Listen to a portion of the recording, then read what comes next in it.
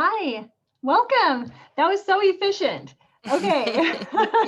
So let's see. I need to hit continue right here. Hi, everyone. It's so good to see friends here today from across the field, the state of California, and maybe beyond. So welcome. It's Friday afternoon. So if you are eating your lunch right now, we are good with that. And we're excited to spend your lunch hour your lunch hour, that you would spend your lunch hour with us. Anyway, we're really happy you're here. We're going to go ahead and is the link in the chat? Just about. Okay, he's putting the link in the chat. So our presentation today is going to be driven via a website. And so the reason why we chose this, it felt very innovative in the fall. Now it's par for the course, but we want to give it to you as something you can come back to as a resource. So everything we're talking about today will be linked in the website. We took a lot of what we talked about in the past and adjusted them to be templates that you can utilize maybe Monday morning if you need them. So we transitioned a lot of our work into templates that you can adjust for your school. And so that website format is how we are going to roll today, so that it can be a resource tool for you. So I am Marcy England, and I'm the ESL program coordinator for Corona Norco Adult School. And another hat I wear is the technology team lead. And our technology team consists of Colin and Christina. We had Kevin Belcher. He has since moved on. He's working for AIR. And then, of course, our principal overseas, and she is Toybi Rublitis, and she'll be joining us in just a little bit towards the end of our presentation. So our objective today is just to really increase awareness in the field, to share the strategies and the resources that we've been using, and to transition to online remote setting, but to really help you grow your program. And we're just like, it is like a buffet. Can we even remember what buffets were? And so maybe you can just take from this what can be implemented at your school. And this presentation focuses on the following Cape State priorities: equity, leadership, program development, and technology and distance learning. So the four of us are going to present, and then we'll pause for questions. And let me close out the chat because it's distracting me a little bit. So we're going to pause for questions, and you can either just unmute and ask questions when we pause, or put your questions in the chat as we're going, and those will get fielded as we continue. All right, so I'm going to start with my section here on preparing the soil and the foundation of what we did at our school. So let me just click to my next slide. Just for reference, a brief description of our school. We're located in Southern California. We're the adult education program for Corona Norco Unified School District. In 2019-2020, we served over about 3,600 students. 3,012 students had significant literacy gains. And we have programs in adult basic education, GED preparation, high school diploma, ESL, career technical education, concurrent enrollment, and fee-based classes. So I kind of call us a middle-sized adult school. And of course, we were smaller this year, like everybody was, but we were open and functioning. And we're going to talk a lot about what that looked like. So talking about the foundation, and I love a good analogy, but we're not gonna, we're like deep diving here today. So you can just like absorb the analogy without us explaining it. So the first thing we did is preparing the soil for this transition to remote learning. Schools need to have this foundation. So there has to be a baseline. And so what we did is it started with a technology team, and Christina's going to talk a little bit more about that. It started with this atmosphere and of technological growth. It's one of our WASC goals. and PLC meetings that focused on innovation, an awareness, a complete awareness of hybrid learning and implementation for the ABE program. We had administrative support, a strong understanding of what our students need and want, and we'll talk about how we gained that understanding. EL civics objectives that were aligned with digital literacy. And those were some of the key things that laid our foundation. We learned that successful distant learners need to have all of these components. They need to be self-motivated, work independently, strong study skills, strong organizational skills. And then successful distant teachers also have several skills or abilities that they need as well. Can you scroll down a little bit? Thank you. So they need to have communication and training and collaboration, and they need hubs of information and teacher autonomy with training. And so these are all really, really great things. But like, how did we come up with this? Like, we didn't just sit down in a meeting and say, okay, what do these teachers and students need? What does our school need? We had a great resource, and it's the Ideal Distance Education and Blended Learning Handbook. And we actually have approval for you to all have access to that handbook. The PDF is linked on our website. This was our guidebook. I could show you mine. It's like all marked up everywhere. It is where you can define terms. It's where you can find models.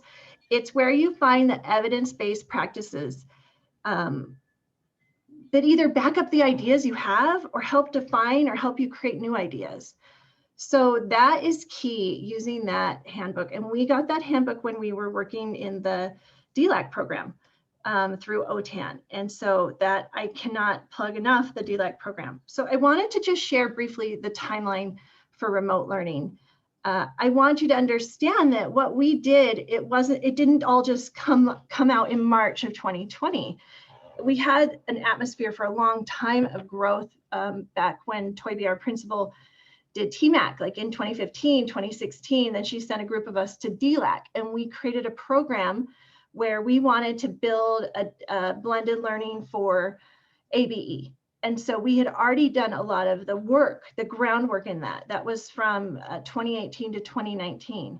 So then in spring of 2020, when that emergency remote teaching need happened, we took what we had learned and then applied it across all of our programs. So then we were able to adjust systems and communications. We created consistency across the programs, created digital homerooms, online registration, and a lot of listening to feedback. And that happened spring and fall. And then currently where we are at now on our timeline is really a focus on equity and access and making sure that we're increasing digital literacy and that we're meeting the needs of everyone in our community, especially those that don't have a voice or that we haven't heard from. We're refining our device distribution process, our automation process that Colin's going to talk about, building tech support. And a lot of what we're doing right now is taking what we've done and just refining it, making it better communication, and refining our systems. So a big piece of building the foundation, and at the bottom of each of our sections, we have these deliverables. So I just wanted to share a little bit in this deliverable.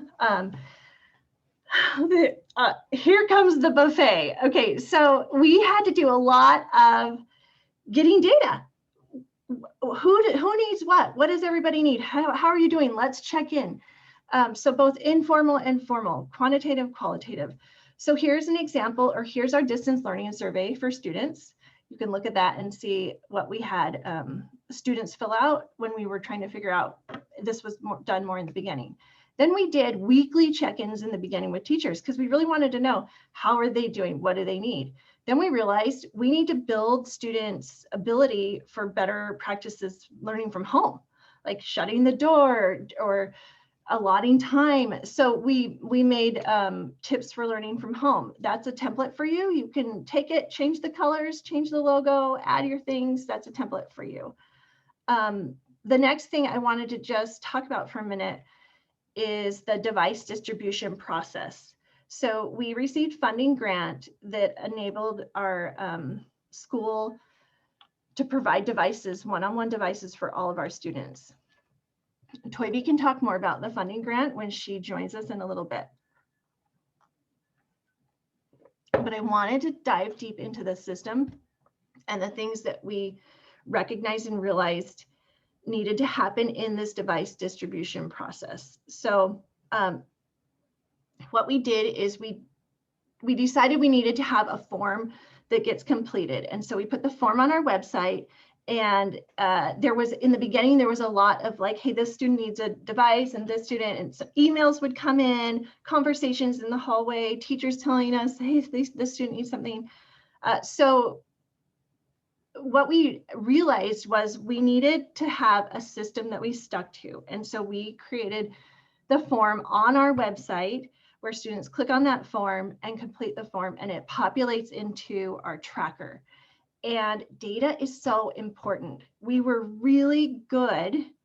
I don't know if it was intentional at that moment, but to track everything. And so now looking back, we can look back and say, okay, we helped this many students, and this many students requested devices, and this many were turned in, and this, so we can really look back and reflect on the data so we can build and grow. So then what happens is the student fills out the form online. Now, what if a student doesn't have access to that form online? That's fine. We tried to help teachers understand, like, you can go on, you can fill it out for them.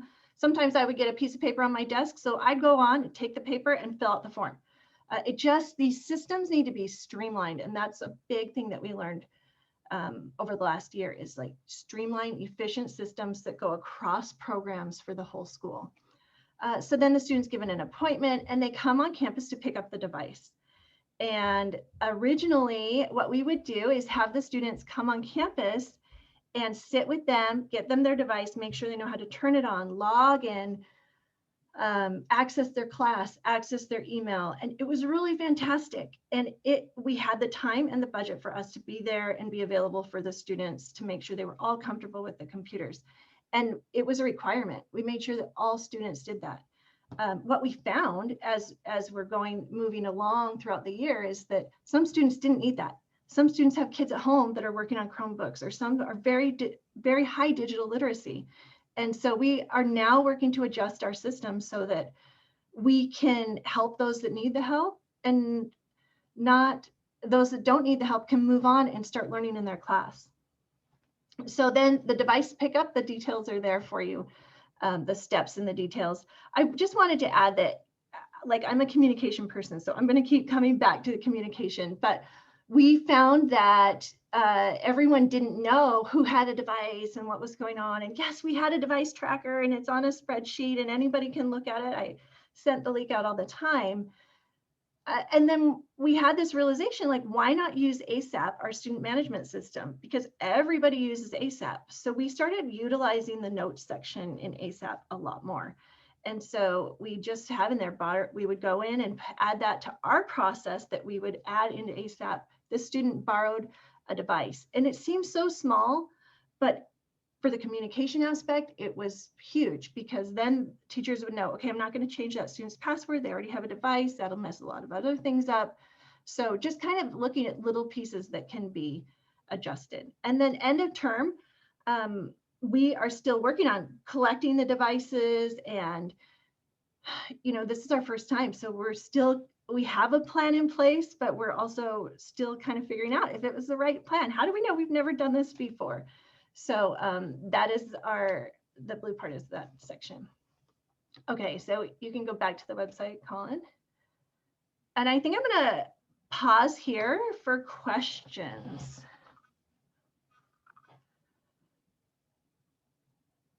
Actually, Colin, why don't you scroll down a little bit, and I'll show some more of the deliverables at the bottom.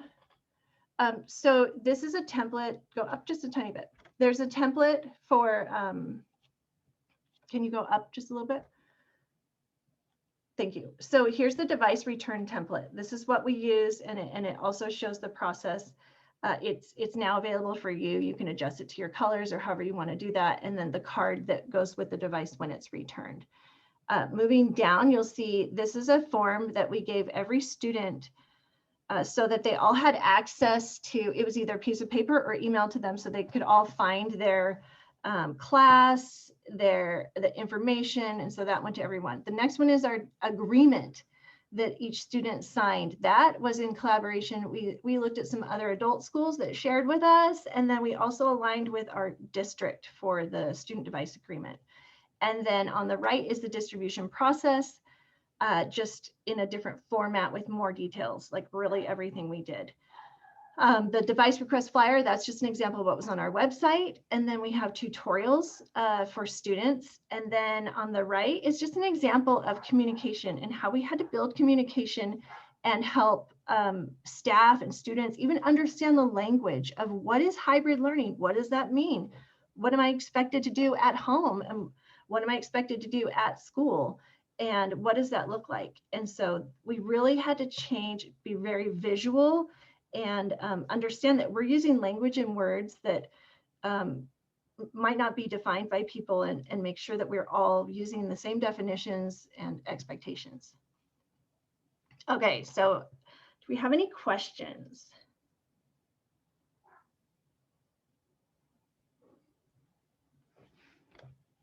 All right, were there any in the chat?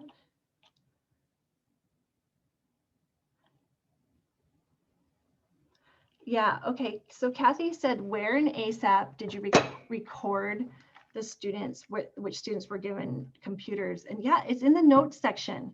And so when you go to each student, we would go in manually, and when you go to each student, you just scroll down and there's notes, and we would just type that right in. We actually would copy it straight from our spreadsheet and then paste it right in there so that everyone had access to that.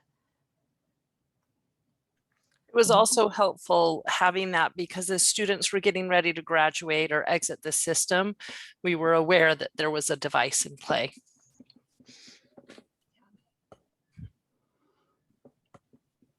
Okay, I'm going to hand the presentation over to Christina, and she's going to talk to us about growth and support. So obviously, when a system grows as fast as everyone grew in the past year, there's got to be some supports. And today I just wanted to take a deeper dive into how the tech team was created and how we supported our school through how the tech team helped to support the school. So just to give you a little bit of history, the tech team started as an offspring of leadership, where we moved the tech-related items to a dedicated meeting. And early topics included acquiring computers for student use, getting student accounts, staff professional development for integrating computers into the classroom, and building digital literacy and digital badging. Over the past few years, though, the team members have changed and the focus has evolved as things have changed. So we started with getting the technology into every classroom, including the partner locations, getting students access to the Google Suite and Microsoft 365. I mentioned getting those student accounts. So with our district, a lot of times it was just a matter of asking. And we were so lucky to have such a great relationship with the IT department and with the ed tech team. I kind of, when I think about the first time we hung out with the ed tech team, I kind of compare it to like getting to hang out with your cool older brother. It was such an amazing experience, right? Like, oh, they're so cool. But what we found out is not only were they cool, but they were helpful and kind and willing to share with us so that our school could also be successful. So after the shutdown, immediately after the shutdown, our vision was to help students stay connected and to continue learning remotely. Like, it was just like, okay, let's try and keep our students. Let's try and not lose them. But by now our vision is to provide that equitable access and to help our school thrive. And I'm so excited to see so many students doing so well. Our big projects this year, Marcy just finished going over device distribution. Also, learning management systems, right? When you teach in a remote environment, you have to have a remote classroom, and finding the right LMS for the right situation was one of the big things we tackled, and Colin's going to talk about that later. And I'm going to talk more about how our tech team supported the school. So we supported students. Every student that walked out with a device also walked out with a link to a tech help form.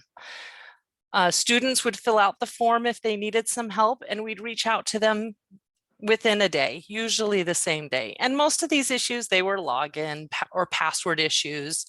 But some of them were bigger than that. And sometimes if we couldn't resolve them, we were able to escalate them to the district IT. But we were very fortunate that we didn't have to go directly to the district IT because they were inundated. They were dealing with thousands of K-12 students, and our students were able to get that individualized, personalized help from people whose names they started to know on a regular basis. And once the students got that tech help or we worked to resolve the issue, we'd follow up with a week or so later, making sure the issues were resolved. And these were some of my favorite times because sometimes we could hear, yes, it's working. I've got it all. It's great. And other times we could even help them connect with something else they were struggling with at school. Like, who do I talk to or where do I go for this? All the requests didn't just have to be for students with devices. I mentioned that everybody who took a device got the link, but anybody who needed help was allowed to fill out the request form. And it was linked on teachers' home pages. All the teachers were aware of the link. The staff had the link. And so teachers and staff could even fill it out for the student. And it goes back to that streamlining Marcy was talking about before, that we wanted to all go through the same system so we could track who was asking for what. And we started to see some trends. And then when you see those trends, it's great because you can dive in and fix those problems so that you can reduce the number of students needing help with these things. We also this year, to support our students, piloted an orientation course where students, among other things, received instruction on digital literacy and the learning management systems they would be using in their class.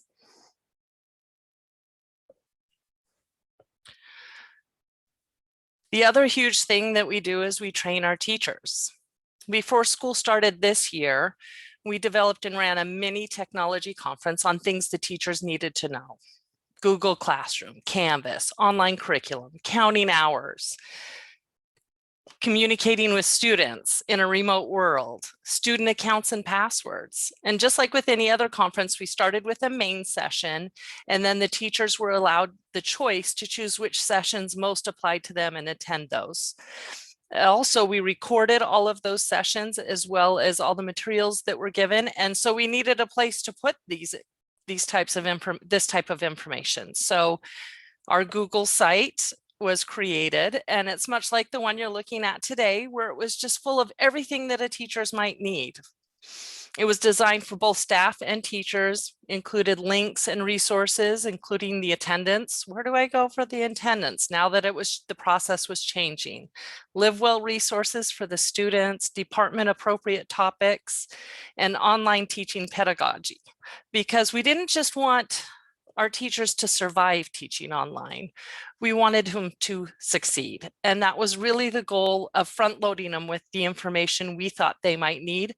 But those things changed. And so we needed this space where we could not only provide the information, but adjust the information. And it did adjust throughout the years. As teachers' needs changed, as the focus changed, we were able to add more, take away things that were irrelevant, and continue to provide the support teachers needed.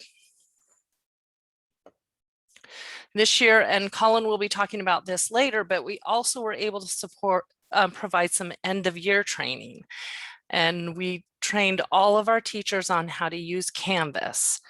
And what I loved about providing this at the end of the year instead of the beginning of the year is now that the teachers who want have the time between now and when their classes start to learn, develop, and design their classrooms online.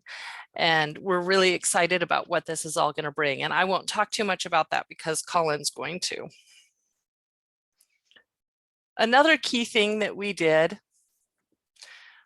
was we wanted to make teachers got the help they needed, right? So we divided the teachers among our team. Each team member got a list of teachers that they were responsible for. Teachers were offered one-on-one support, and we reached out throughout the year to check in on the ones that we didn't hear too much from. Because, I mean, let's be honest, some teachers, they required a lot of help, right?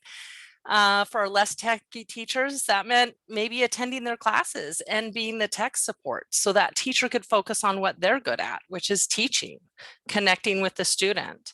And then other teachers didn't need as much help, maybe reached out once in a while. But when we designed this model, we were very deliberate in how we chose who would help who, right? We thought about our strengths as a tech team. We thought about the relationships with the teachers. We anticipated the needs. We didn't want to assign one person all the needy people, or the anticipation of, well, we know this person is better at this, so they'll be able to help this person who's going to be weaker in that topic. Also, scheduling, you want to make sure that you're able to support the teachers by not having to be double booked, and then subject area. All of the teacher training and tools that we've developed have been with the intention to help the teachers thrive in the online environment. And I am so excited to be able to tell you that so many of our teachers now love online learning and our online teaching, and they're looking forward to continuing that in the upcoming years. When we present, a lot of people will ask us about the tech team. So I was going to give you a few tips on, if you're thinking about a tech team for your school, some ideas for getting it started. So right now for us, there's 4 members. This number's changed over the years. And we each have a few hours every week that are allotted for tech related work. So when you're looking for people to be on your tech team, you want to look for the natural leaders, people who are already helping, who are willing, who have maybe some tech knowledge. You don't want to limit yourself on the pool, right? Right now we have 3 teachers, but you want to look in your front office, your paraeducators, your leadership. Even the students can be on a tech team. And a lot of people think, wow, you guys know so much, but that's not really how it works. Like, we've developed some subject expertise on the fly. Sometimes we're just one step ahead. Sometimes we're Googling the question to be able to answer it. You don't have to know everything, but you need to have a set of learners, people who are interested and wanting to learn and to become better and to just soak it all in. Creativity, curiosity, and innovation were helpful too. And one of the things I love about our tech team is, you know, Colin, he's great at Microsoft Power Automate. And so he brought that back and he's trained all of us how to do it. And so now we can all do it, but we all know that if we need something done or if it's not working, that Colin's the guy you can go to. But we all, the tech team, we work together to train each other so that we all have that general knowledge. Also key to having a successful tech team is the strategic thinker. Having that person who makes sure that the systems you're creating are going to work, that they're going to make sense, that they're going to fit your school. And you want to also have a vision statement and budgeted hours to fulfill that vision. Whether your vision be something small or big, make sure that you've budgeted the hours and the time so that that vision can be fulfilled. And we've been fortunate enough to be able to go to lots of conferences and trainings where we've been able to learn even more. So keep that in mind, that your tech team needs to be able to grow and expand with the market. So at the bottom of my page, I have some deliverables. Colin. Thank you. I've got our tech request support, and it's a work in progress. It's not perfect, but it's a template. It's a starting place. And then you can see what our tech team member list looks like. And it was just that simple. It's sitting right here on the bulletin board behind me. I look at it all the time and think, oh, I should reach out to that teacher and see if they need any help. Or, oh, I haven't heard from this person. Is there anything we need to look at? So I'm going to stop here. Later, you're going to hear about how some of this work our tech team's done has impacted our school even more. But I want to stop and answer any questions that have come up, or if there's anything anybody wants to unmute.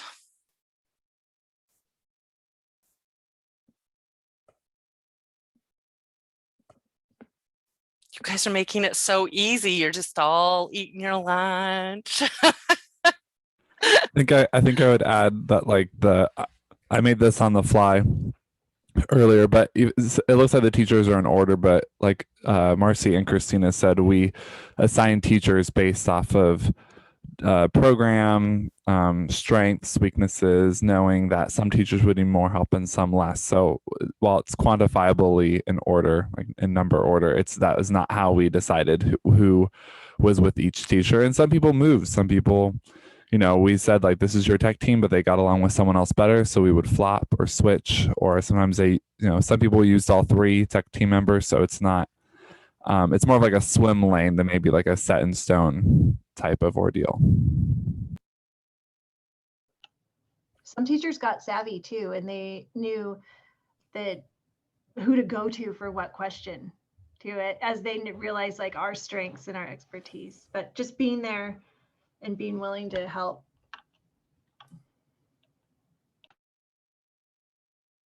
All right, I'm going to turn the time over to Colin. Thank you, Christina.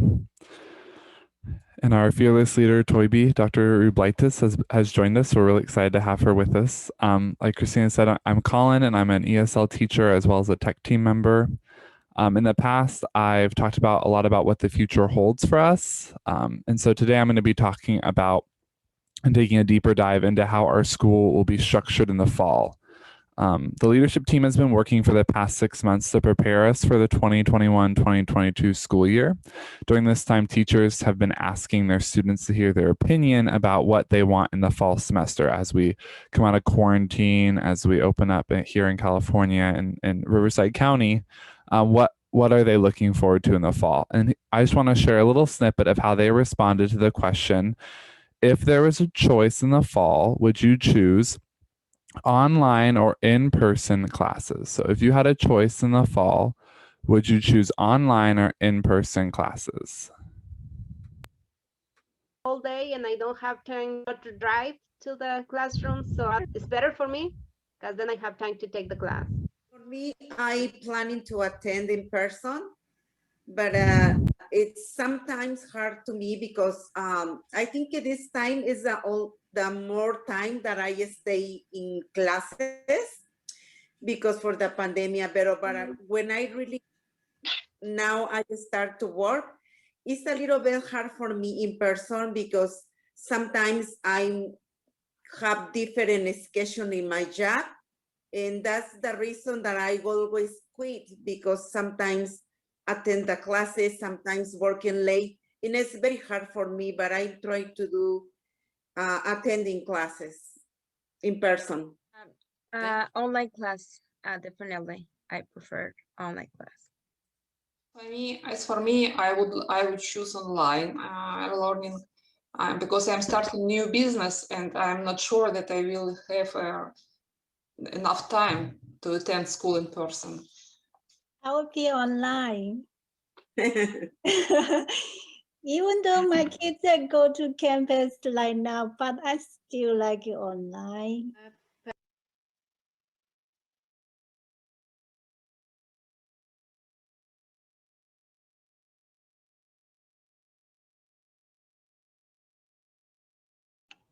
I think you're on mute, Colin. Thanks. You think we learned by now, right? Anyways, we have our previous Kate presentation under this link, video resources and student voices.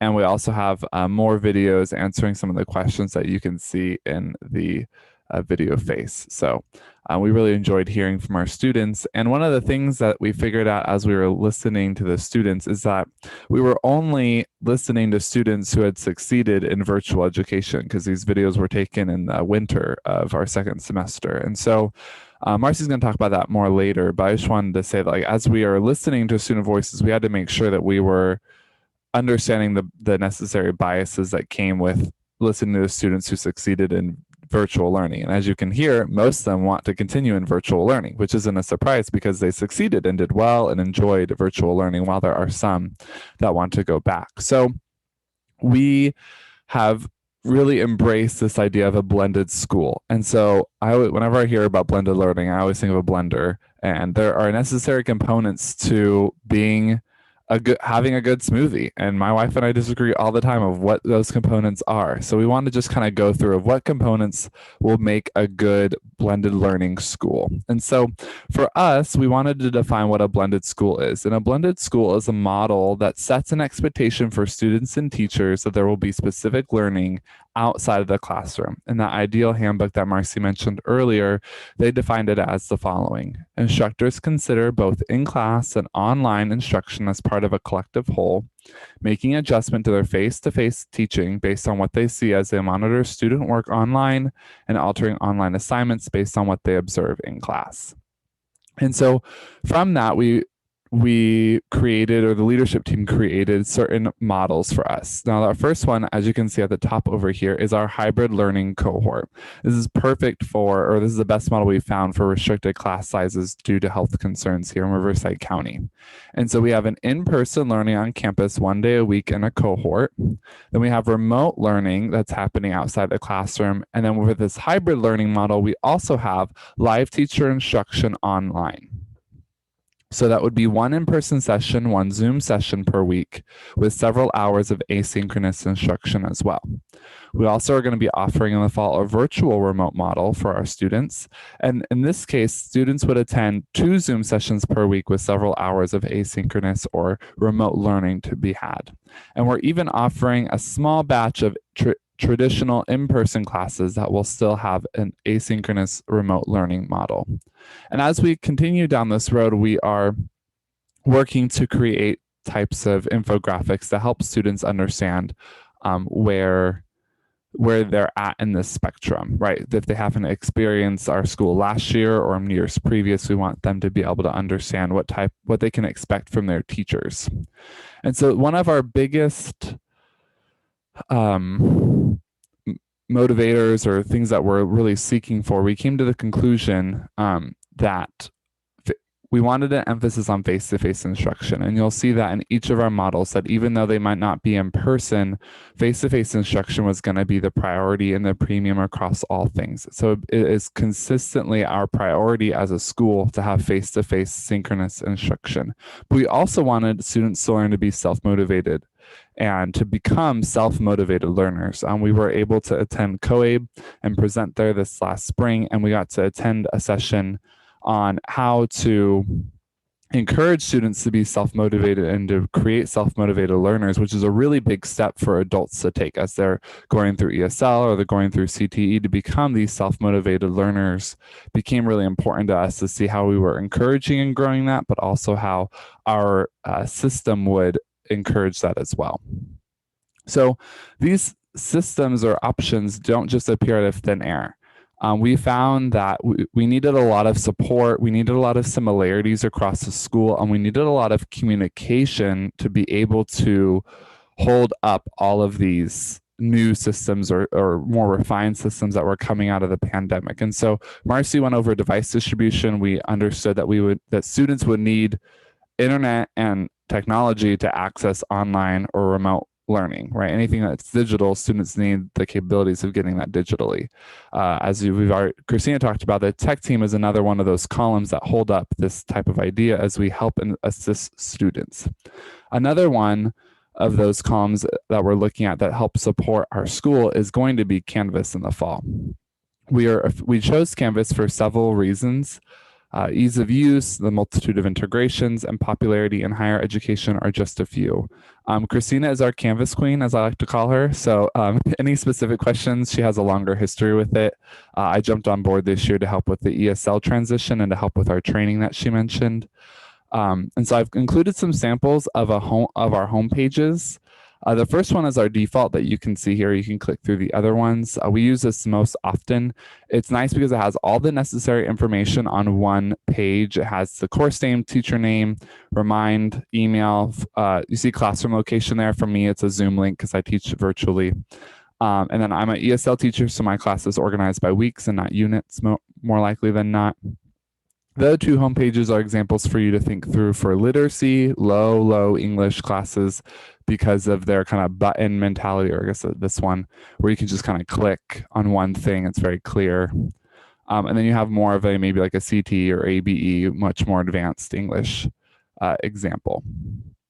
So as Christina mentioned, we hosted a week-long seminar with synchronous and asynchronous time for the teachers to learn how to use Canvas. We understood this is a big undertaking. We actually started last year, the 2020-2021 school year, using Google Classroom. We came up with a lot of issues with this, some tied to just the district use, some tied to just limitations in Google Classroom. It's a great system, but it just wasn't a great system for us. And so we really wanted the teachers to be able to grab onto this with both hands. We knew that we had several teachers who were using Canvas, whether because we were piloting it within our school or at another job where they had used Canvas, or whether they were a student that was using Canvas at their school. And so it was a really great experience for both Christina and I to teach on this within our school as an in-house professional development opportunity, but as well as the teachers to get the one-on-one help that they would need to feel supported in this decision. Canvas also, as we kind of talk about Canvas as a whole, one of our thought processes was Canvas hosts a multitude of integrative possibilities. Now, integrations are two programs that are not friends, but they become friends and share information with each other. And the biggest integration that we've been working on, and as our summer project, is getting ASAP and Canvas to be integrated so that when a student is put into a class on ASAP, they're automatically added into the corresponding class on Canvas. So that will cut down a lot on our work and confusion with getting students really using Canvas and helping the teachers not have a lag between getting a student registered in their class and getting a student onto Canvas. And so some of these integrations that we've found to be most helpful are our Ventures ESL curriculum that that we're working on. We're getting a pacing guide. We're working on integrating it and using it this coming fall. It's really exciting. Ventures has some great Canvas materials. So does ICEV, NROC, and then, like I said, ASAP. We have some asynchronous material. Some of it is integrated really well with Canvas, others not. I see Kim Wayner here. She's our Burlington English representative. Does not integrate as well, but it will work for what we need it for within ESL. We have CK12, which has some great math and science integrations, as well as Ventures for asynchronous material for our students to access through Canvas. There are other programs and curriculums that are offered through Canvas that we just haven't used. So I would encourage you guys to look through those if you're interested in Canvas. And if you're really interested in piloting Canvas at your school, you can actually contact OTAN as they're working with Instructure. Canvas, kind of like Instructure is a group name, Canvas is a specific system to secure more licenses for adult education. And we really cannot recommend Canvas highly enough because it's really become like a one-stop shop for us. Almost, basically, it's so close to becoming a one-stop shop for our students, which is what we want. We don't want our students overwhelmed by technology. We don't want it to become a barrier for them. And so that's one of the things we're excited to be able to focus on and use Canvas for. Now, another thing that supports our school is a school-wide support. Now, Christina already talked all about our tech team, so I don't want to toot our own horn anymore, but I can't stress enough the need to meet each teacher where they are at for broad transitions like this, especially moving to Canvas, moving to hybrid and virtual models of schools and classrooms. It was really fun for Christina and I to be able to go into the Canvas training. We had all of our teachers that had registered, and we know each one. We know where they stand. We know where they stand in Canvas. We know where they stand with computers. We know where they stand learning new things. You know, you have those teachers who just don't like learning new things, and you have some teachers who love learning new things. And it's great to be able to know that going in as a presenter. So that Christina and I can multitask, where I was, helping one student and she was teaching, and then we would be able to switch, which you don't get if we were to bring Canvas in or bring a company in to teach us all. They don't have that type of working knowledge. And it's so helpful to be able to walk into a room and now, okay, these two already use this program or Canvas. This one told me she's worried. This teacher just needs time. She just needs exposure and time. She'll get there. He loves resources. So we're just going to inundate him with resources and he'll get there by fall. And this one, she just needs their hand held. We have a couple of teachers. If you hold their hand while they're on the mouse, they're fine. You walk away and it's like they forgot how to turn a computer on. But as long as you're standing there, they do great. And so it's really great to know that about our teachers and to be able to utilize that as we try to seamlessly and carefully introduce these things into our school. And another big aspect that helps support a blended school with all these options is school-wide communication. And for us, that means Power Automate. It's an amazing resource if you're willing to take the time to figure it out. We mentioned it in our previous presentation. I actually got the opportunity to present on it at OTAN TDLS. I always say it wrong, so I'd make sure I say it right. But my presentation website is below if you'd like more information on it. Essentially, though, Power Automate allows our school to send automated emails to staff and teachers to keep them updated on transfers and other things. Our CTE coordinator is even using it to automate registration on their end, which is really exciting to see.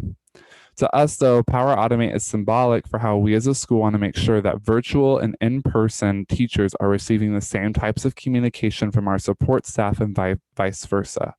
By focusing on communication across the board, we see less people being disgruntled with the continuation of virtual classes in terms of process, that they know that they're going to be getting materials, they're going to be getting communication from the front staff, they can communicate from the front staff and aren't missing that type of interaction that's necessary to keep a school running if they're working from home. So I have some deliverables for you guys. I have a sample Power Automate flow, the website that I use to present. We really like Google Sites at our school. We find them very easy and user-friendly on both faces, the creator side and the attendee side. So you guys can peruse that if you'd like any more information about it. It just kind of goes over what is Power Automate and how you could start using it. We have a template for models of instruction, and this is a sample email. The highlighted information is what is filled in by Power Automate as its own. So with that, I'm done. Are there any questions? Something I didn't go over clearly enough? There was a question about, blended learning. So Beverly put that her district is currently, blended learning is not allowed. And I just wanted to talk about that for a second, because blended learning can look a lot of different ways. And it doesn't necessarily mean that you're doing online instruction. What it means is what's happening asynchronously is connected to what's happening synchronously. So if a teacher like an ESL teacher were to direct students to a specific lesson in Burlington English, for example, they talk about health and nutrition in their classroom, and then they send a student to Burlington English as their asynchronous work in a nutrition lesson that they directly align with each other. That's blended, so even the traditional model on our models of instruction, you'll notice that there's remote learning happening, and that is considered blended when they interact with each other. So the remote learning doesn't just stand alone on its own, which some do. Burlington English self-paced or CK12 self-paced, I think. But when it's blended together, focusing on the same topics, that might. I was going to say too, early on when we started developing our blended program, I kept using the word homework, and Marcy kept correcting me, because a blended program, it's replacing homework with an extension to the in-person learning or the synchronous learning. There's another question. Will your district allow for teachers to continue to work from home in the fall, and are there requirements for remote workspaces? That definitely sounds like a question for Toivi. Do you want me to read it again, Toivi? Yeah, I was reading the question myself. Thank you, Kim, for the question. Our district does have the option for teachers to teach virtually or in person. So we are just following the same model from the district. And so some of our teachers did request from the very beginning to teach virtual, but then depending on the teacher's abilities and the student needs, we will provide teachers the option, some teachers to teach from remotely, but no, virtually, I mean, but they might have to come to campus for those classes, which we did in the fall as well, in the spring as well. We will provide classrooms from where teachers can teach. But just the nature of adult education in the past years as well, even if we did not have COVID or anything, Corona Norco has very limited classroom space on campus. So our EL classes, whether we liked it or not, were mostly blended learning in most sense, because students could come to class just 2 days a week. And the other days they were still doing some work online, which thanks to COVID, students will be doing that a lot more, because that's asynchronous model has gotten hold in some sense. Thank you, Toby. Oh, and then there's a question about Power Automate. And yes, Power Automate is a program within Microsoft Suite. And then Beverly had a question about gains, and I think we'll talk about that more in our next section, but I wanted to make sure that she wanted to know if gains are equal among online and face-to-face learners. So we'll address that in this next section. I'm going to speak first, and then Toby's going to talk about the gains and the outcomes and just the principal perspective, the administrator perspective. Let's see, I'm just making sure there's no more questions. Okay, so equity, it's essential and it's important. And at first we were like, wow, the pandemic unlocked this huge group of students that we weren't serving through remote learning. We knew these benefits were out there. We just knew it, that there were students that didn't need to come to campus. They had varying schedules, work schedules. It supports their family, their children at home. Some of them have health issues. Sometimes our students in person would travel and they would stop out and then they would have to stop back in. Now they can take their laptop and come back in 2 weeks and they continued learning. So we were so excited about, we just felt like we really tapped into this population that we hadn't been serving very well. Fortunately, we have this leader. Toby is so good at helping us recognize, hey, there's a group we're not serving. And throughout the year, that was like something that we kept thinking and feeling like we know that there is a group that we're not serving, and how can we get them back on campus? So some things that we did for equitable access during complete remote was the schedule, the asynchronous material, and moving to this blended learning classroom. We also had device distribution that helps with access and equity, the IT support, and the ILCE classes. So all of those things are great and they help with equity. Can you scroll a little bit more? Perfect. I think that what we learned from this year and from training that we've had is that equity is really about giving people access to learning and meeting them where they're at. So if you look at this first image, it's like that is passing out laptops to everyone. Or even how in our first device distribution process, the image on the left was our system was everyone came and sat through our training, even if they didn't need it. It was the same for everyone. So then the second image where you add these supports and give students what they need. Maybe someone needs more time with a teacher one-on-one, or a teacher needs more time, and being more equitable there. But then the third image is really where we look at the system and we say, is this system equitable for our staff or for our students? Instead of a fence you can't see through, would a chain link fence work better if you look at that picture? And so this one area where we really need to look at that is a lot of our forms are based online. Well, I try and make sure that they're accessible and they look good on a cell phone, because we know our students are on cell phones, but there are students that prefer a paper form. And so what do we do there? What do we do in that system? Or do we, are we flexible with our system, or are the systems getting away in the way of equity? So what I did is I posed some questions here, some hard questions. Some are harder, some are easy, but these reflective questions when you're building your system, when you're starting a new program, and creating an atmosphere at your school where it's okay for anyone to ask this question when you're developing something, just for someone to say, does this meet our community needs? Or are we making assumptions about this group of people? Like, are we assuming that all low ESL students have low digital literacy, or all CTE students have high digital literacy? That's not the case. We can't make those assumptions. We don't know our students' individual needs. So I just put some questions there, some for when you're building your systems to consider. Think about that. Sorry, I'm distracted by my doorbell now. Okay, so let's play this video. This is an example of listening to the community, and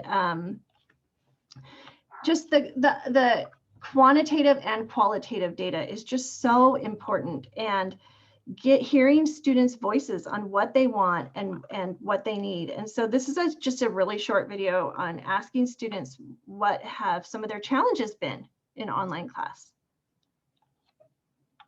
I want to talk a little bit more about some of the challenges.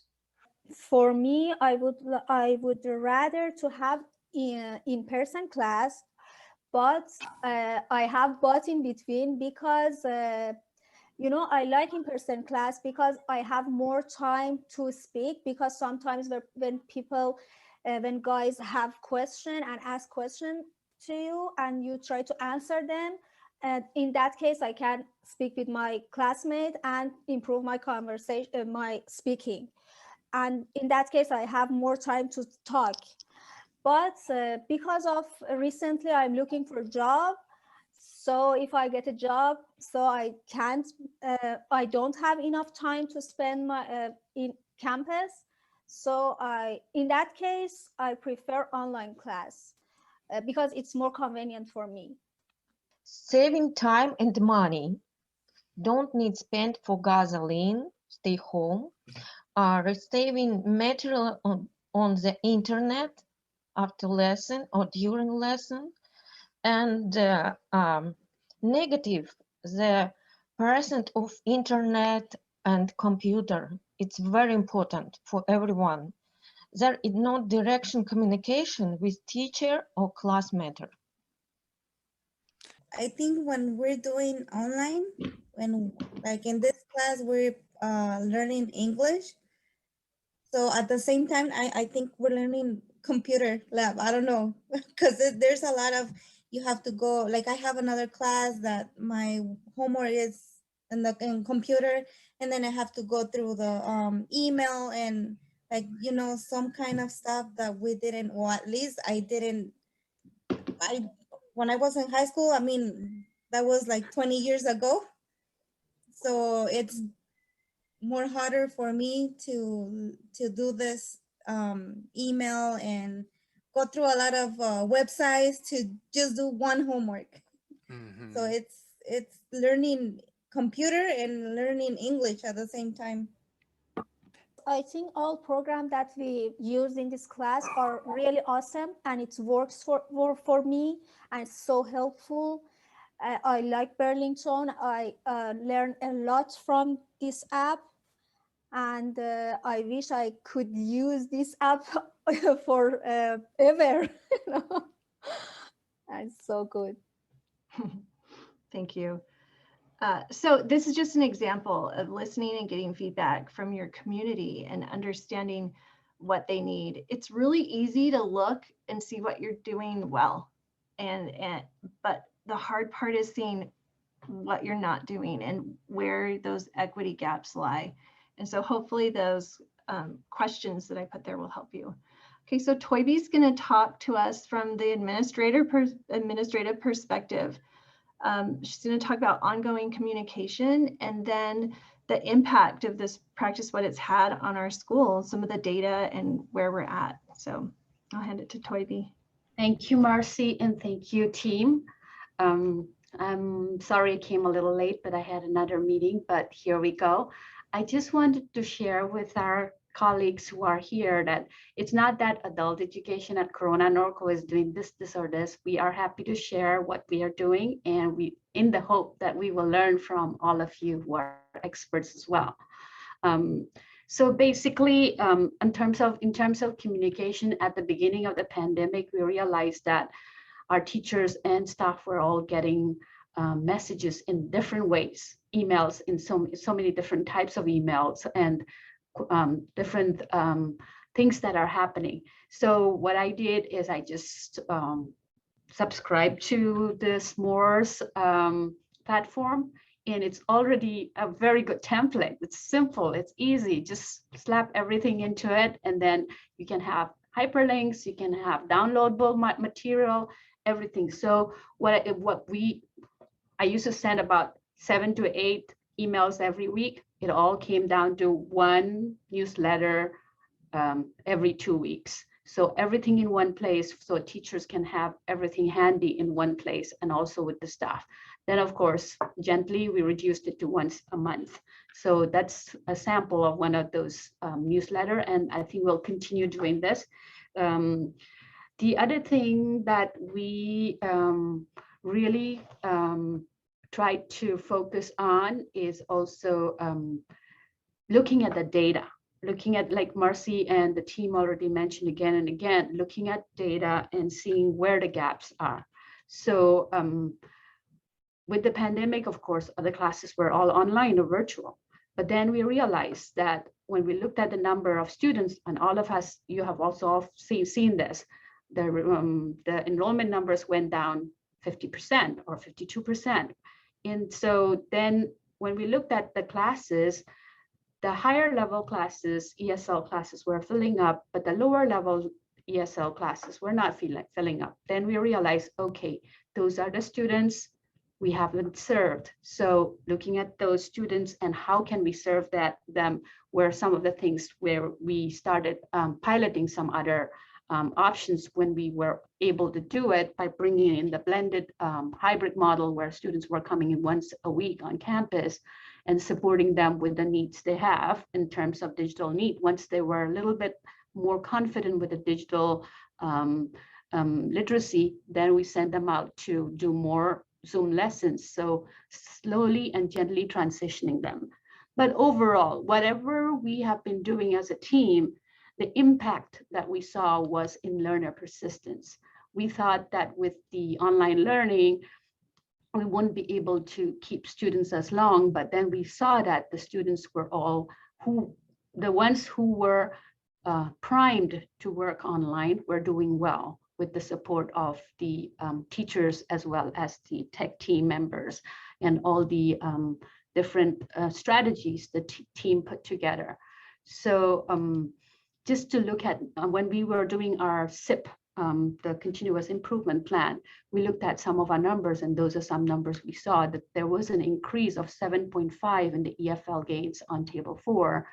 And even on table 4B, the NRS table 4B, we still saw that there was a gain of 6.9 increase in the EFL tables.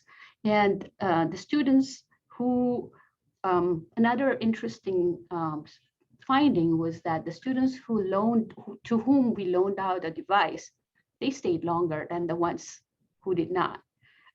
It's quite interesting to see that the support, if provided well enough, they persisted. And so overall, the impact was that even if the enrollment numbers were low, the ones who started, more of them completed.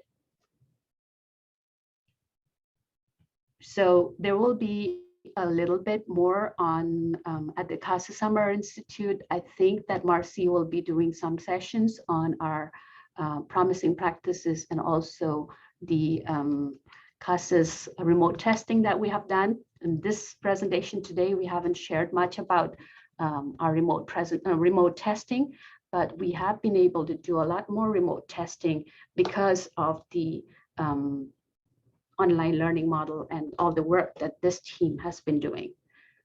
And then another thing I wanted to share with all of you here is that I got the impression that everybody wanted it to be a lot more interactive. So I would rather just open to questions.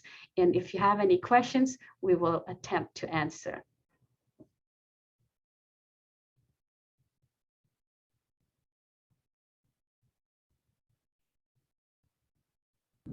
Maybe I still had a question on EFL gains. Did you make any distinction between programs and their gains as opposed to our ABE, ASC certainly had higher EFL gains for sure this year, because there were more students in the ABE-ASE students who persisted. And even enrollment wise, there was higher need for ABE-ASE this year compared to the past years, if that answers your question, Bev.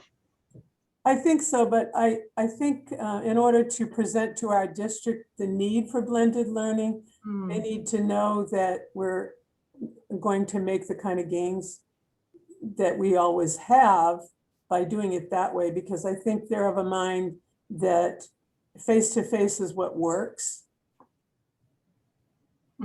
Perhaps blended learning doesn't work as well. So I need to show them some data on that.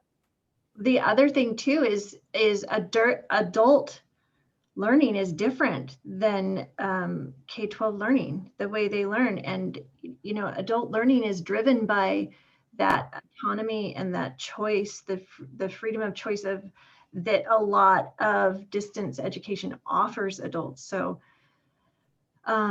there's a lot there that you could share to help with that mindset. It's like a shift in mindset that I think you're. While we were preparing for, sorry, Marcy. Oh, and while we were preparing for, when we presented at COE, we were looking at data in Burlington English over the years, and we saw a huge uptick this past year, like a, what was it, Marcy, like a 200 or 300% increase across the board in ESL students use. I mean, it's kind of hard because it's just within one section of our asynchronous material, so it's not over the course of a whole thing, but we saw a huge increase in our student hours per week that they're putting in Burlington. I think it was something like 12 hours per week, whereas in past years it may have been 8 or 6. It was a really intense increase as we looked at things across the board per student. So we had less students, we were getting a lot more out of each student. And that might be something to take to them too, if you're able to. I appreciate that. And then I'm assuming that probably correlated with higher gains too. If people are persisting, they're doing more work, they probably are making more gains as well, right? Yes, certainly. I mean, I think Beverly, I want to like solve this problem for you, but I mean, ultimately too, it's an equity issue. And like I talked about earlier, it's like the opposite, because we unlocked all these students that we were not reaching. And so if you shut that door again, you will no longer be reaching those students. And that's not a good practice. There's a question, what % started online but dropped off? I don't know the exact %. Does anybody have the exact %? It'd be interesting. I could do some more research and bring it back to you. I know I did some research on that earlier on, but I don't have it handy today. But I do know that in our school, the ones who started persisted a lot, but the dropout rate might have been about 37, 35% dropout. But in a regular school, the dropout rate in the first 12 hours of instruction was about 67% of dropout overall entire school in the past. But during the COVID days, the dropout rates reduced quite a bit. But I can get specific data later, but I know I did some research a while ago on that. Yeah, and I think for the first time ever, we had significant amount of students completing all of our EL civics assessments in both semesters. And usually we kind of end up with one or the other. There's a question, oh, Colin, did you want to talk about that? Oh, no, I'm good.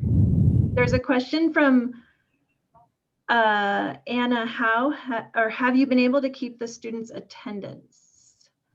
We might need some clarity. Are you asking about how we monitor asynchronous attendance, like student hours for asynchronous, or? Yes, just overall, you know, because we're having a hard time. I started on my roster, I have 39, but then overall the class has 7, 4, 2, 1. So how do we keep the persistence? Yeah. How do we keep them coming? Let me ask another refining question. Do you teach, how much percentage wise is your classroom face-to-face synchronous instruction versus asynchronous instruction? Anna. I just do face-to-face Okay. do. I guess assuming that it's digital, we found the best way was to spend, we had a lot, and within the ESL at least, I only teach ESL, so that is always my parameter.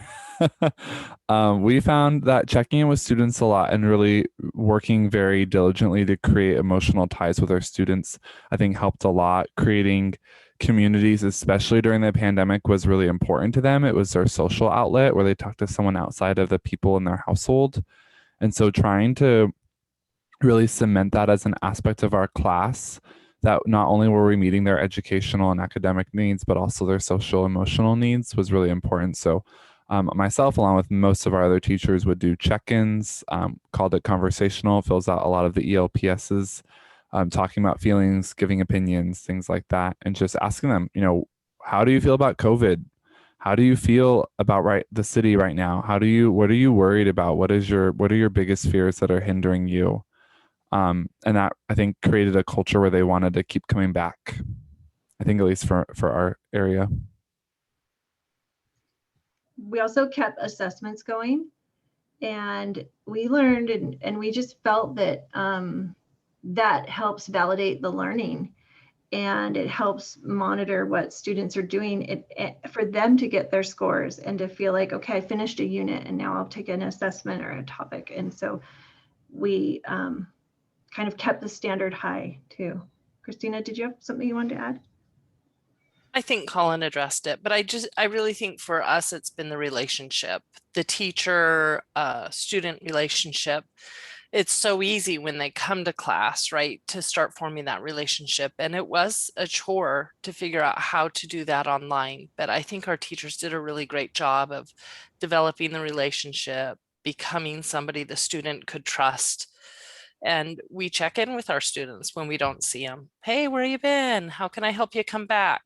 And having that asynchronous work on a learning management system means that sometimes the students can't be there in person, but they can always still work online. They can feel connected. Yeah, so one way or the other, they could still earn hours. If they couldn't be there in class from 9 to 11 on Monday morning, it didn't mean they couldn't participate that week. They could still go in and do the assignments, watch the videos, and earn their hours that way. And I don't know if you have already shared that. Some of the teachers, somebody who was tracking Canvas, noticed that students were doing most of their work between 9 p.m. to 1 a.m. in the morning. So we're still giving students that access to continue to learn on their own. There's another question. Oh, sorry, Toby. Oh, I just went back to one of the data sets that I had collected a while ago. This was right before December. Our ABAC, our persistence rate was about 59.57. That's really high. 57. We are awesome, but not that awesome. Yeah, not that awesome, because we were comparing from the days before pandemic to the time now. So that's one thing. In the ESL, persistence rate reduced just a little bit, but the hours that students were doing increased a lot. I think I want to address the question from Dr. Ollinger, if that's all right. So Dr. Ollinger, you asked, like, when I say integration, what do I mean? It's a good question. So I think I'm going to use ventures as an example, because you want to know, like, what type of spectrum does integration look like? And you're right in your question that there's low integrations and there's high or complete integrations. With ventures, they gave us a pack that's just available when you purchase curriculum with them. And as you can see on the screen, this is a Canvas that I've set up for. This is book 4, so advanced literacy. And all of these are actually corresponding with books or pages in a book. So if you open up this one, this is a page in the book, that page 18 in book 4. And so, and it has exactly what's the question that's asked on the page. You know, what do you see? What is happening? And so the students can go through the book and complete all the work online instead of it being in class. So something that we're working through how to integrate it into our classrooms. We've been working with, or Christina works a lot with all the Canvas stuff. I use the we as like an exclusive we. Christina's been working a lot with NROC and ICEV. A lot of these organizations or programs already are ready to work with Canvas. It's pretty rare to find one that's not willing to integrate, and a lot of times the integration only hiccups we find is with signing on. That's been our summer project, and it's going to persist to be our probably school year project of how do we get, like, if Joe is in Canvas under Joe's personal email, and then Joe is also in, you know, NROC or ICV and another thing, like how do we connect those accounts? Like, can we? Is it worth our trouble? And so that's kind of the integration questions that we're asking right now. So that's where we're at the moment. Burlington English does not integrate that I'm aware of as deeply as you saw with Ventures. It's like a hyperlink situation. And again, it's that sign-on issue. And, you know, there's an aspect of, you know, we use Burlington to count hours, and Canvas can't be used for that purpose that we're aware of. I guess I don't want to say too much, but so that would be like a concern if we were to integrate so far that we would lose that countable hours would be a concern. So I think integration just has to be looked at from a lot of different aspects, but there are a lot of programs out there, and there's a lot of deep programs that they've done a lot of work for, which is really exciting. So I hope that answered your question. It does, Colin. Thank you so much. I appreciate that, because we do use Ventures. And so I'll check back with our ESL instructors if they have purchased the one that has the online component. Because of course, as you know, California Community Colleges uses Canvas. And it's good for our students, you know, to begin using Canvas. And if they go on to CSU and UCs, most of them use Canvas. So it's great to have that, knowing, you know, what type of integration, what level of integration to this curriculum are they, you know, into Canvas. So it's great. Yeah, thank you. It's a pretty deep one. I was pretty impressed. I kind of had heard some rumors, and I was pretty impressed by the level of, like, it's just all ready for you. I think there's some issues with maybe some of the tests, but that's nothing compared to me having to create all that stuff. So Definitely. Exactly. Thank you. Appreciate that. Also, I was going to do a quick plug. Dr. Ollinger, I hope I said that right. If you are looking into HSC and HSD, CK12's been working with OTAN to develop adult education curated materials that also integrate beautifully with Canvas. And as the math teacher on campus, I'm super excited with what it can do, as well as how flexible it is, because you can customize it. Okay, so I think good to know. Thank you. I think we've addressed most of the questions here. We will stay and hang out if there's any other questions, and our email addresses are at the bottom of the website. If you want to scroll to just show that, we email us with any questions. You probably could see that you can tell where our expertise lie just from this presentation, but feel free to email us with any questions, and we will reach out and help. And like Toby said, we do this because we have been helped from so many other adult schools, and collaboration is the key. And as we work together, we develop better systems and help our students. So that is our goal. If you could, the evaluation link is maybe in the chat. You can fill out that evaluation. Oh, there it is. Yes. And I don't know. Have a great summer. No, no, we'll hang out here too if there's some more questions. Just take whatever you can and use it in your school. Well, I'll go ahead and just kind of pop in here, Marcy, if you guys don't mind. And if anyone has questions for our panel, please feel free to take yourself off of mute. We will hang out here for a little bit so they can address any of those questions. We did also share earlier in the presentation their slide deck, which we'll go ahead and pop into the chat now that you can use and review and share with other colleagues that might be able to benefit from everything that they've shared with us and all of the great resources. And again, I think in that they also have their email, so you can reach out and connect with them directly.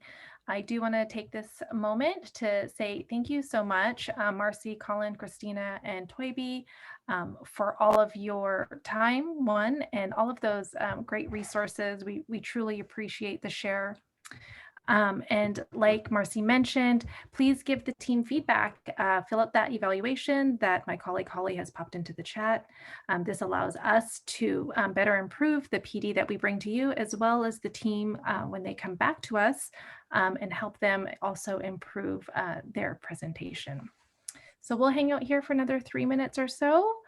We do looks like we have some people that are leaving the room, but we'll hang out if you have any questions. I'm going to ask this question to Beverly, because I think after hearing her and what he's asked to, towards Marcy, and I felt like Marcy too is like, I want to solve this thing for Beverly. It's like, so what's the issue in your district? How can we, like support you?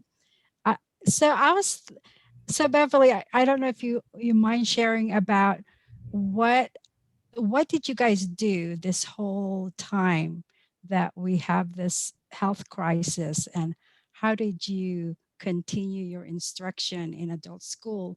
And then are you guys like sitting down and talking about, so what do we do for the next year? Because if we're losing students and we didn't serve a lot of our students because they couldn't come to the brick and mortar classrooms, so tell us more. It's like, yes, thank you for that. During yeah. COVID, we were allowed to, of course, to do virtual, and our teachers were outstanding. They just dove in and they did a fantastic job. Then the district started bringing students back in March, and again, they just rallied. The teachers were just exceptional. We had cameras. They actually had to do Zoom and face-to-face at the same time, which to me was so daunting. But they carried it off really well. And we just tried to support them as much as we could. It was difficult, but now the district has decided no more blended learning. And Marcy's comment was really apt, because it works for K-12. I can totally see that, but for adults, yeah, they can do both. And so yeah. I think it's a matter of presenting some facts to them and showing them how it could be beneficial for us to do that. So I appreciate all of your input in this. This seminar has been great. I've gotten a lot of information that I think I can present. Mm-hmm. Yeah. And I think even their infographics on, what the different models of instruction, even like looking at that and saying, hey, is there a way to even pilot or see if we could use that? And those are all Marcy. She's yeah, she's her amazing at that. infomercial, I mean, those are really, cool to use. And sorry, Beverly, what consortium or district are you in? It's the Chino Valley Unified School District. I don't want to throw them under the bus, though. They've No. It's all about helping and yeah. And it's the adult learner. And Beverly, I thought I did some research on andragogy and what the differences are between pedagogy and andragogy and the needs in adult learning. And so if I can find that, I'll email it to you.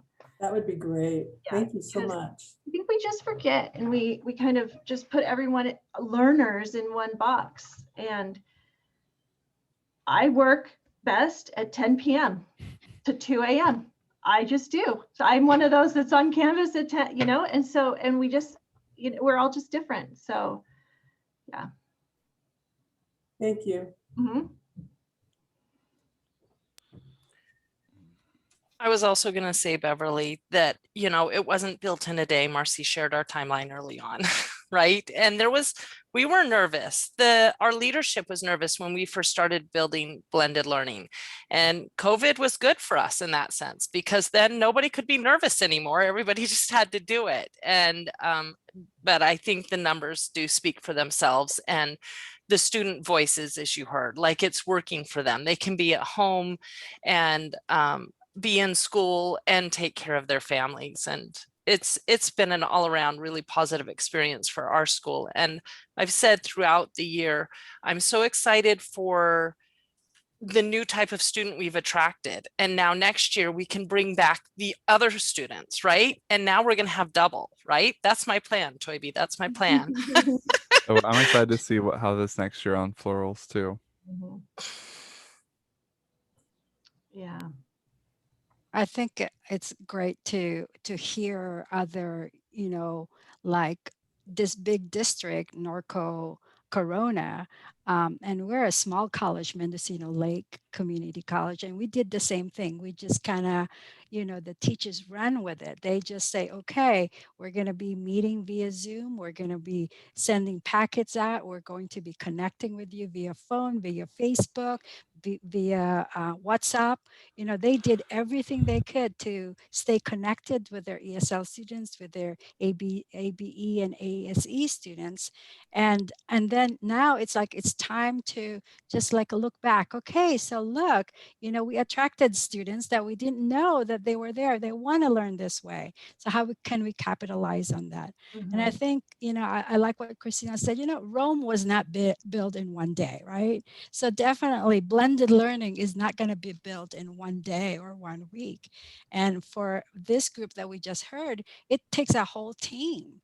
It takes a whole team. It takes, you know, perseverance. It takes, you know, for us to be working together. And it's all about, hey, how do we reach the students that we thought, you know, we didn't have them. They didn't want to learn. They couldn't come to our classes because they work full time. They had to provide for their families, right? But now they're saying, hey, I can take classes. I can take classes and listen to my instructors at 10 o'clock at night or 1 a.m. at night. I can do that, you know? So I think it's an exciting plan. It's just like, you know, we've, you know, I've taught ESL for 20 something years. And sometimes you have a traditional point of view and a paradigm. And Marcy said, it's a paradigm shift. We got us like, what, you know, it's all about them and serving them. It's like, what's keeping me just thinking one way? You know, there's a whole different way of thinking and teaching and learning. So yeah. Thanks for letting me share. Yeah. No, that's what it's for. Yep. All right. Well, Marcy, unless there's anything else you would like to add, I think we'll go ahead and wrap it up today. Thank you again to everyone for coming. We hope you enjoy your weekend and are able to take a lot of this great information and apply it in your own program. So thanks again, everyone, and we will see you next time. Bye-bye. Thank you. Bye, everybody.